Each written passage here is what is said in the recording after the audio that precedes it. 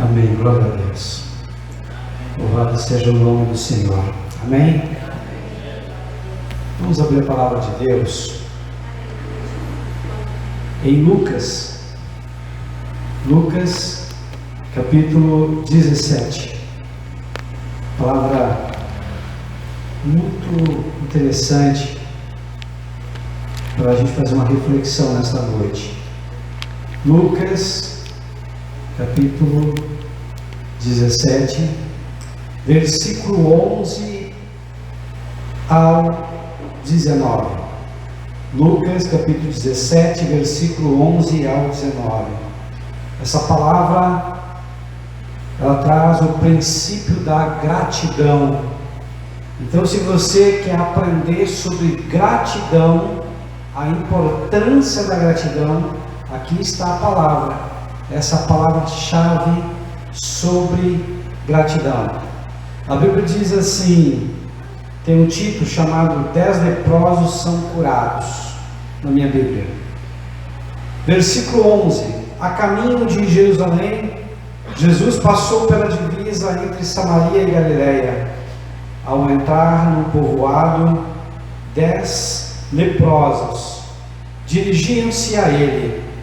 Ficaram a certa distância e gritaram em alta voz: Jesus, Mestre, tem piedade de nós. Ao vê-los, ele disse: vão mostrar-se aos sacerdotes. Enquanto eles iam, foram purificados.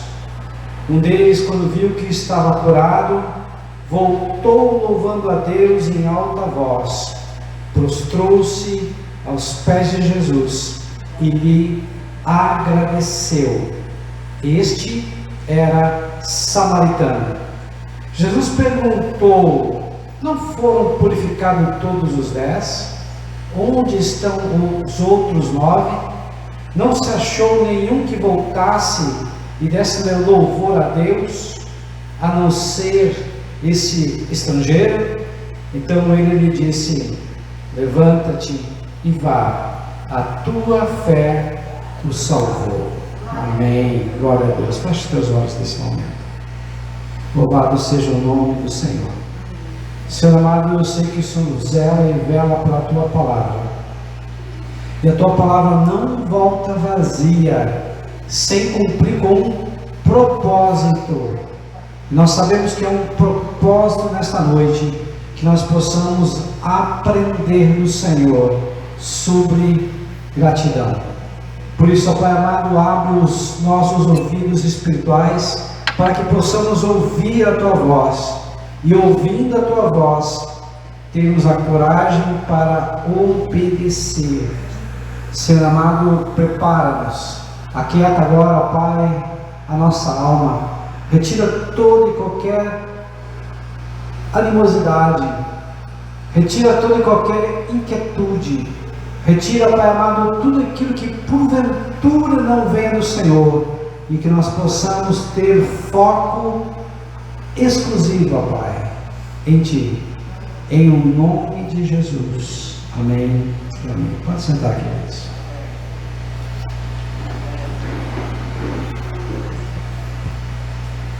Tem momentos da nossa vida que nós gravamos, e há um momento na minha vida que eu gravei e está muito marcado, muito vivo, e parece que foi ontem. Eu tinha 16 anos, e eu lembro que eu fui num congresso de jovens, e nesse congresso de jovens eu fui com o coração muito aberto, porque eu queria mais de Deus. Nesse congresso de jovem, eu queria, na verdade, me encher do Espírito Santo de Deus. Eu sabia que a presença do Espírito Santo era a coisa mais preciosa que eu precisava da minha vida. Eu queria, na verdade, ter um encontro com Deus. Eu sei hoje, mais do que nunca, que o que faz diferença em nossas vidas não é o tempo que nós temos de igreja, mas é o tempo que nós temos desse encontro com Deus. Porque o nosso encontro verdadeiro com Deus, ele faz uma separação, uma divisão da nossa vida antes de Cristo e depois de Cristo. E eu sabia dessa necessidade. E eu fui com o coração voltado, focado, querendo Deus. E lá, eles falaram muitas coisas nesse encontro, nessa reunião de jovens. Eu lembro muito bem que o que foi tocado falava muito sobre pecado, sobre falhas, sobre erros. E eu comecei a examinar meu coração e eu me sentia como se fosse o pior de todos os pecadores. Esse é o sentimento que eu tinha. Eu me sentia sujo, eu me sentia envergonhado, eu me sentia aflito, eu me sentia desesperado, porque eu me via tremendamente pecador. E eu lembro que muitas pessoas ao meu redor começaram a ser batizadas no Espírito Santo. O Espírito Santo começava a tocar as pessoas e muitas pessoas falavam em línguas estranhas. As pessoas caíam pelo poder do Espírito Santo e coisas sobrenaturais aconteciam. E eu pensando comigo mesmo, quando é que ia acontecer comigo, e não acontecia. Passava um dia, passava outro e nada não acontecia. E eu lembro que no finalzinho o Senhor teve misericórdia de mim. Eu fui batizado no Espírito Santo. Mas antes de ser batizado, eu tive que primeiro reconhecer os meus pecados.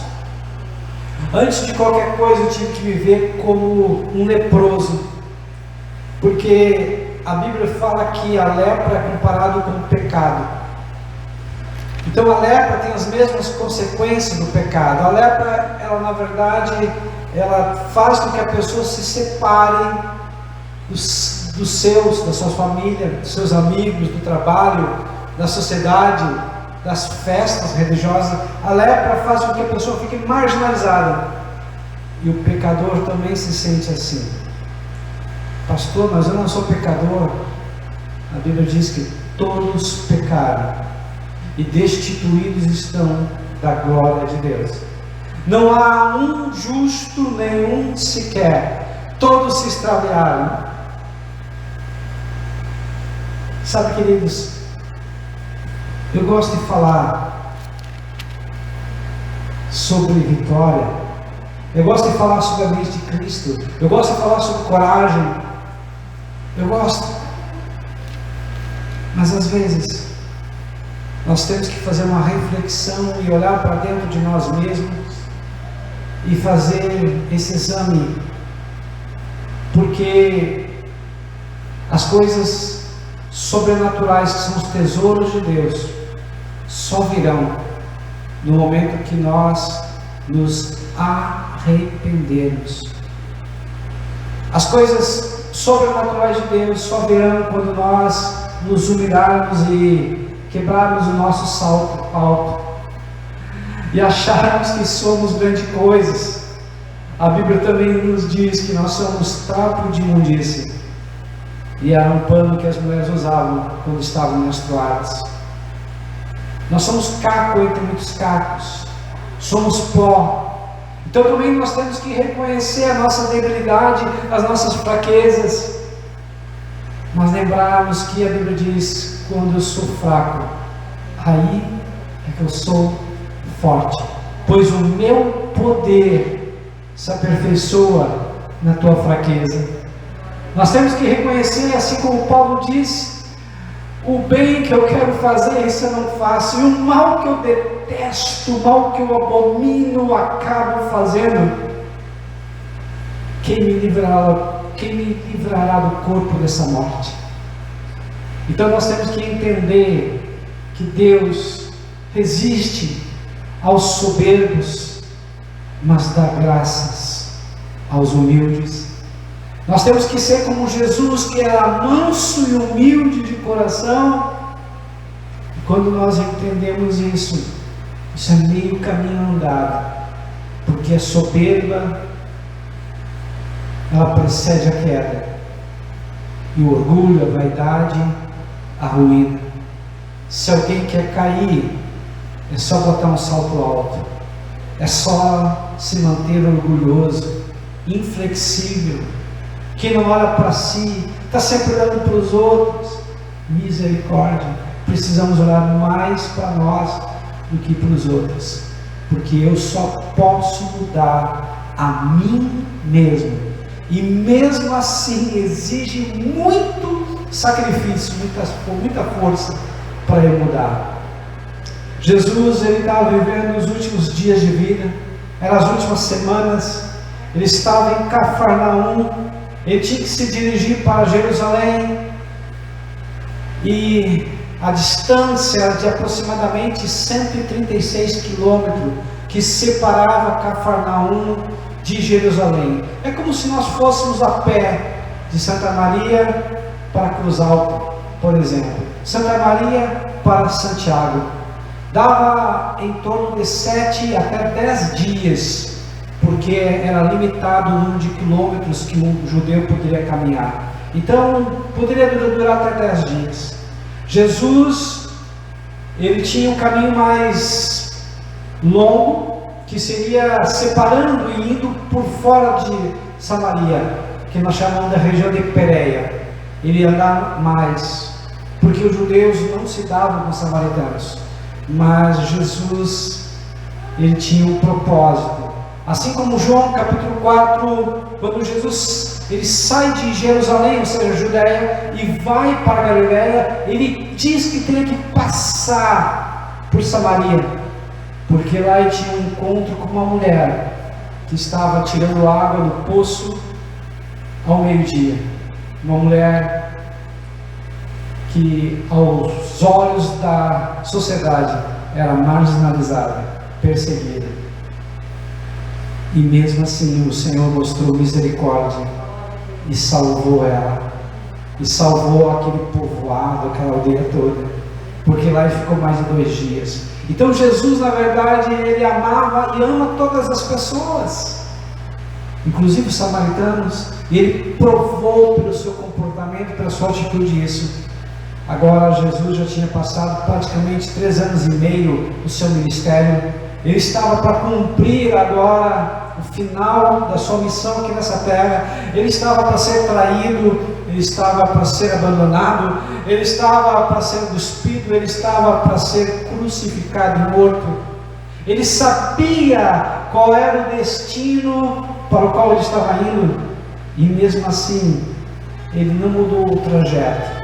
Mesmo assim ele permaneceu firme, fiel e obediente até a cruz, até a morte, e morte de cruz. Aqui nós aprendemos muitas lições, podemos separar em 3 momentos. O primeiro momento é onde esses leprosos vão até Jesus. O segundo momento é onde Jesus dá uma ordem para os leprosos se apresentarem perante o sacerdote, e eles vão no caminho, e no caminho, no meio do caminho, eles são curados. E o terceiro e último, um deles agradece e recebe uma recompensa muito maior do que ele imaginava, que era apenas a cura física. Então nós vamos entender agora, através desses 3 processos, 3 momentos, sobre a questão da gratidão e a importância da gratidão. Então, em primeiro lugar, o Senhor veio para salvar todos. Ele teve mais de 30 milagres de Jesus aqui nessa terra, que foram registrados nos evangelhos. E na grande maioria dos milagres, os milagres eram feitos de uma forma imediata, instantânea. Pouquíssimos milagres foram progressivos. Esse foi progressivo, porque o Senhor não curou todos no mesmo momento. Aquele cego que o Senhor disse, vai e se lava, porque ele fez um barro e untou, colocou nos olhos daquele cego, e ele se lava no tanque de Siloé. E quando ele se lavou, ele foi curado. Passou por quê? Ninguém sabe. Faltava fé? Talvez. Mas uma coisa nós sabemos: não importa se o milagre vem de uma forma instantânea ou se o milagre vem de uma forma progressiva, o importante é quando nós vamos a Deus de uma forma correta, humilde, em reverência, reconhecendo o nosso estado, reconhecendo que somos pecadores e reconhecendo que Deus tem todo o poder, o milagre vai vir, independentemente do tempo. O importante é que nós sabemos que tem um lugar certo e um nome certo para ir. Amém? Eram 10 leprosos, e a Bíblia diz que 9 deles eram judeus, um era samaritano, e essa vila onde se encontravam era uma vila especialmente para leprosos. Então devia ter muitas pessoas leprosas, homens, mulheres, quem sabe crianças. Agora 10 foram à frente, 10 tiveram coragem de sair da zona de conforto. Pastor, o que isso quer dizer? Quer dizer que nós precisamos vencer o medo. Quer dizer que nós precisamos ter fé. Quer dizer que nós precisamos ter coragem para sair do lugar que nos aprisiona, para sair do lugar que nos paralisa, para sair do lugar aonde nós ficamos no mesmo lugar, não avançamos. Para isso precisamos de coragem, para isso precisamos de fé. Esses homens, pela simples situação de serem leprosos, por estarem agora no público, no caminho, eles poderiam ser apedrejados. A Bíblia diz em Levíticos capítulo 13 e 14, fala sobre a questão do leproso. Eram leis que orientavam e regravam os leprosos, e quando eles chegassem perto de alguém, eles teriam que gritar: imundo, impuro. E eles eram obrigados a vestir-se com roupas que tivessem sinos, que tivessem algo sonoro que alertasse alguém que porventura estivessem despercebidos. Já parou para pensar? Alguém, você, nessa situação,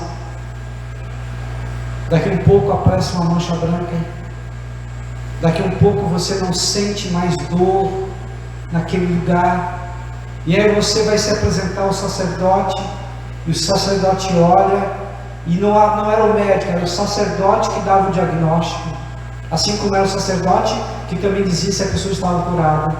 E o sacerdote olhava naquele momento e via, pela sua experiência, que era lepra. Ele não deixava e não permitia que a pessoa voltasse para casa, e imediatamente, com a roupa do corpo, da forma como a pessoa estava, ela era enviada ou para aquelas cavernas que serviam de local, de casa, ou para aldeias específicas que moravam somente os leprosos.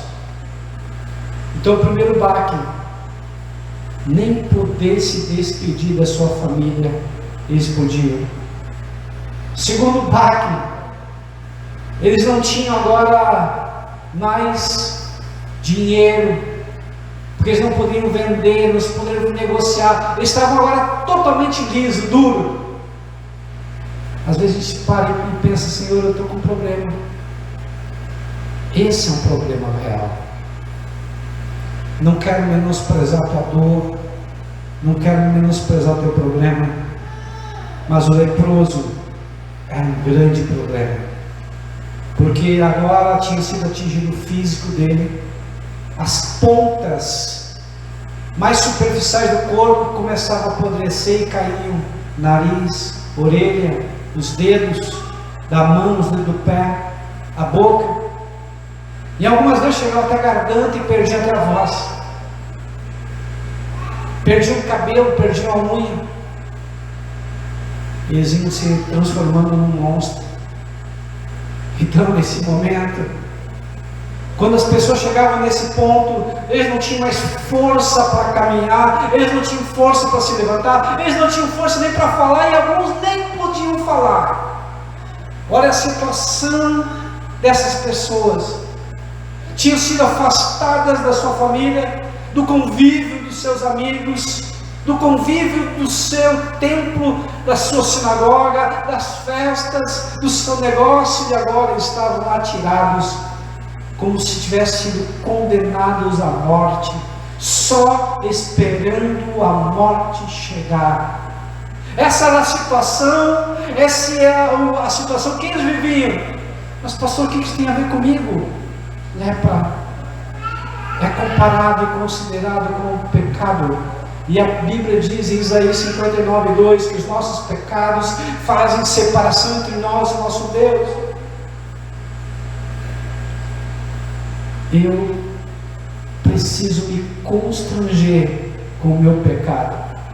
Eu preciso reconhecer que eu sou pecador. Eu não posso somente ficar olhando para o outro e julgando e culpando e responsabilizando os outros pelos meus problemas, mas eu tenho que olhar para mim e dizer: eu me autorresponsabilizo. E se na minha vida tem problemas, muitos deles fui eu mesmo que criei, fui eu mesmo que fiz. Eu não vou estar culpando marido, mulher, filhos, pais, nem Deus, mas eu culpo a mim mesmo e responsabilizo pelos meus atos. Sabe, queridos, quando nós começamos a olhar para dentro de nós mesmos e começar a ver, a gente começa a encontrar coisas que a gente não vai gostar. Comportamentos, manias, egoísmo, futilidades, mentiras, depravação, pornografia. A gente começa a ver quanta coisa a gente já fez de errado, e muitas vezes o que nós estamos colhendo hoje são frutos dos nossos pecados. Mas pastor, pecaram contra mim, erraram contra mim. Você não pode mudar as outras pessoas, então concentre em você mesmo, no teu próprio erro. Esses leprosos, eles tiveram então essa força, essa coragem de ir até o Senhor, e eles ficaram a certa distância, porque a lei proibia que se chegasse perto. Gritaram em alta voz, imagina só, na situação deles, para falar já era difícil, imagina gritar. Eles se sacrificaram, eles pagaram um preço muito alto para alcançar a bênção que eles precisavam. Pastor, o que isso significa para mim? Às vezes eu não faço nem aquilo que eu devia fazer. Quero ler a Bíblia, meditar, orar, jejuar, interceder. Estão entendendo? Quanto mais pagar um preço maior de me santificar, de buscar agradar a Deus. Sabe, queridos, eu tenho ultimamente buscado mais a Deus do que é comum. Eu tenho visto muitos pecados em mim. Eu tenho visto muitas limitações em mim. Eu tenho visto o quanto eu preciso mudar ainda mais em mim. Eu não fico olhando para minha esposa, não fico olhando para minhas filhas, mas o meu foco é em mim, porque eu quero mudar. Eu preciso ser melhor. Eu não posso pregar o que eu não vivo e viver o que eu não prego. Ai, pastor, então o senhor vai ficar um braço tempo, se Deus quiser. Hoje, nem como quem sabe eu sou. Estou muito longe ainda, mas estou buscando ser uma pessoa melhor. Estou buscando corrigir vários erros que eu tenho visto. Isso para mim é bom e é necessário. E aqui a Bíblia diz que eles gritaram em alta voz: Jesus, Mestre. Essa palavra no grego significa comandante supremo, aquele que tem poder, aquele que tem autoridade. aquele que resolve. Para quem você está levando os teus problemas? Com quem você está compartilhando a tua dor? Não compartilhe a dor com pessoas que não vão poder te ajudar. Eles foram até Jesus, porque Jesus é o único que pode realmente resolver os teus problemas, os teus dilemas, a tua dor, a tua necessidade.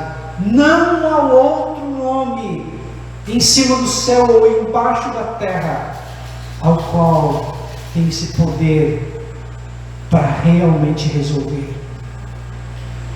E eles gritaram: Jesus, Mestre, tem piedade de nós. Se você gritar: Jesus, Mestre, tem piedade de mim, porque eu sou pecador, eu tenho certeza absoluta. Ele canta a chuva, canta assim. Ele te anda a chuva, canta assim. Ele canta a chuva, canta assim.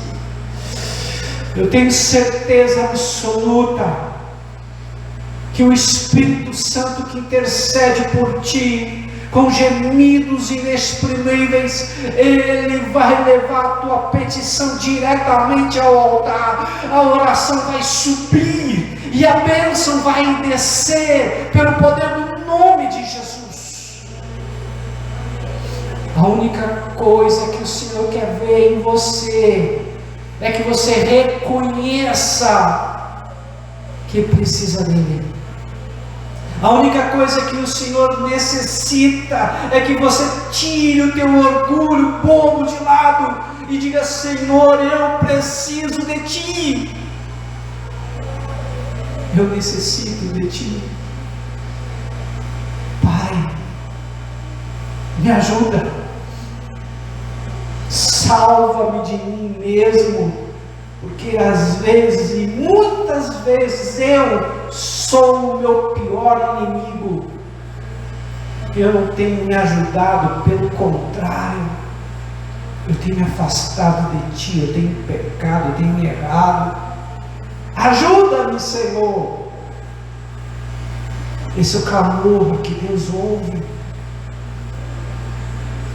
Versículo 14: ao vê-los, Ele disse: vão mostrar-se aos sacerdotes, porque a lei assim prescrevia. Eles tinham que obedecer à lei. Agora imagina a situação: eles continuavam ainda leprosos, eles continuavam ainda doentes, enfermos. Quem sabe alguns pensaram: mas e agora? O que vai ser de nós? Se nós irmos até o sacerdote e chegarmos doentes assim, nós vamos morrer. Quem sabe eles falaram entre si essa situação? Quem sabe alguém disse: se ficarmos, nós já vamos morrer mesmo.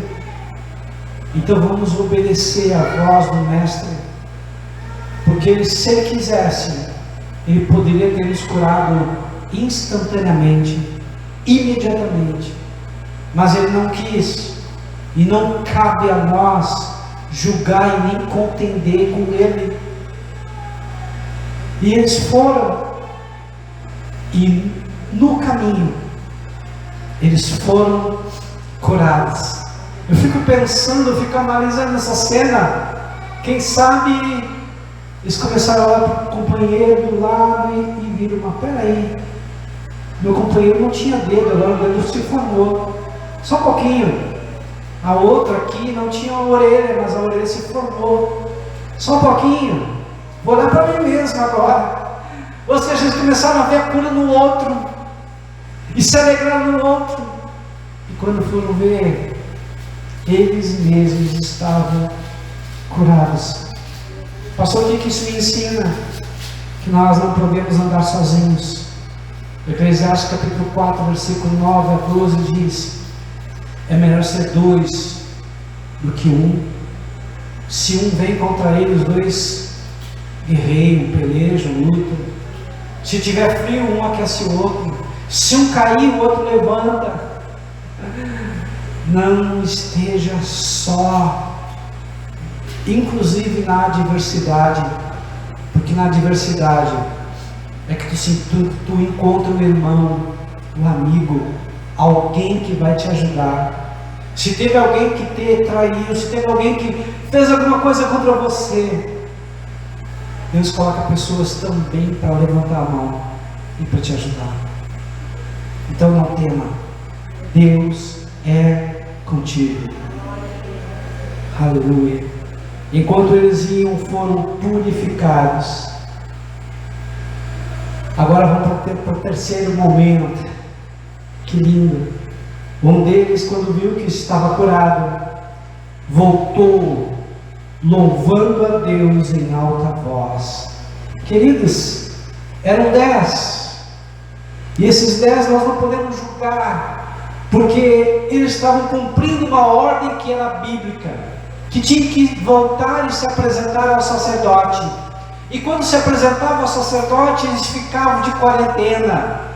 Aqui começa a quarentena, 14 dias, biblicamente falando, Levítico capítulo 14, há 3.000 anos atrás. 14 dias para ver se ia se manifestar a doença, ou para ver se realmente eles estavam curados. Eles examinavam, eles tiravam todos os pelos da cabeça, todos os pelos, para examinar tintim por tintim. E depois dos 14 dias ainda eles purificavam com óleo. Ou seja, 15 dias todo o processo, para depois eles serem liberados para irem para suas casas, para irem para suas famílias. Eles já estavam curados, mas eles precisavam cumprir com a lei de Deus. Esse que voltou louvando a Deus em alta voz, ele não era judeu, ele era samaritano. Ele até pensou de repente, e eu consigo imaginar, que ele até voltaria para cumprir a lei, mas antes ele voltou agradecido, ele voltou louvando e adorando a Deus, ele voltou porque ele reconheceu que houve um milagre, que houve algo extraordinário, impossível aos homens. O que você está enfrentando, que aos teus olhos é impossível? O nosso Deus é Deus do impossível. A palavra de Deus diz: agindo eu, quem impedirá? Deus pode todas as coisas, não há algo difícil, não há algo que Deus não possa fazer. Deus tem todo o poder nos céus e na terra. E quando eu creio, quando eu acredito, quando eu verbalizo, quando eu obedeço, eu estou dando prova prática, cabal, que Deus é o Deus da minha vida. E por isso, independentemente das circunstâncias, eu vou dar graças a Deus, pois a Bíblia diz: em tudo dai graças, porque esta é a vontade de Deus. Estão entendendo? Em tudo dai graças. Ai, pastor, mas o senhor não sabe o que estou enfrentando. Em tudo dai graças, porque esta é a vontade de Deus. Versículo 16: prostrou-se aos pés de Jesus e lhe agradeceu. Queridos, para um judeu, ele se ajoelhar perante um homem era algo impossível. Para um judeu receber a adoração, ou que alguém se ajoelhasse perante ele, também era algo impossível. Jesus era judeu, e mesmo assim permitiu que esse homem samaritano, ele o adorasse, ele se ajoelhasse. Em outra tradução fala que ele foi até o chão, ele encostou a cabeça no chão, ele beijou a terra, ele se humilhou e reconheceu que foi Jesus quem fez o milagre. Pastor, o que o senhor quer nos ensinar? Primeiramente, humildade. Se humilha porque você é pó. Se humilha porque você é pecador. Se humilha porque aqueles que se humilharem serão exaltados. Esse homem, ele se humilhou. Esse homem adorou. Esse homem agradeceu. E a palavra agradecer significa descer a graça de Deus sobre mim. Quando você agradece, independentemente das circunstâncias, independentemente se você está feliz, independentemente do que você está vivendo, do teu sentimento, não importa. Quando você agradece, você está profetizando que a bênção vai descer sobre vós. Você está fazendo uma ponte da bênção, da graça, que é o favor não merecido para a tua vida, sobre ti. Quando você agradece, e as pessoas ao teu redor estão vendo o pepino, estão vendo o abacaxi que você está descascando, eles vão ver que Deus existe, porque se colocam no teu lugar e muitas vezes vão dizer: poxa vida, se fosse eu, estaria murmurando, reclamando. Quem agradece, a bênção desce. Quem reclama, a maldição sobe. Estão entendendo, queridos? Por que nós precisamos agradecer? Gratidão atrai os olhos de Deus. Gratidão atrai a bênção de Deus. Quando eu louvo, quando eu adoro, quando eu agradeço, independentemente do que estiver acontecendo, Deus olha e diz: eu vou abençoar esse meu filho, eu vou abençoar essa minha filha, porque ele está falando a minha língua, ele está se comportando como eu espero que o meu filho e minha filha se comportem. Versículo agora 17. O 16 ainda diz: e este era samaritano. Sabe que eu aprendo que Deus, Ele tem bom humor. Eu vou usar essa expressão: Deus tem bom humor. Por quê? Jesus contou uma parábola de um homem judeu que foi assaltado e ficou muito mal. E passou um sacerdote e ficou com medo e não ajudou. Passou um levita, ficou com medo e não ajudou. Passou um samaritano, um homem bom, um bom samaritano, e ajudou esse outro judeu. E levou ele para uma estalagem, um hotel, e pagou todas as custas para tratar esse homem. E ele perguntou aos religiosos: quem é que fez o bem? E os religiosos falaram: aquele que fez o bem para o homem, mas não falaram samaritano, porque os judeus não gostam de samaritanos. Jesus, ele mostrou amor para todos, inclusive para o samaritano. O que eu aprendo? Deus não vê raça, Deus não vê cor, Deus não vê escolaridade, porque apenas uma raça, a raça humana, para Ele todos são seus filhos, desde que essa pessoa tenha aliança com Deus, desde que essa pessoa reconheça que ela é pecadora, desde que ela peça para que Ele escreva o nome dela no livro da vida. Estão entendendo, queridos? No versículo 17 diz assim: Jesus perguntou: não foram purificados todos os 10? Onde estão os outros 9? Não se achou nenhum que voltasse e desse louvor a Deus, a não ser esse estrangeiro? Jesus, na verdade, não estava condenando os 9. Jesus, na verdade, estava exaltando que voltou. Jesus, na verdade, estava focando como exemplo a ser seguido.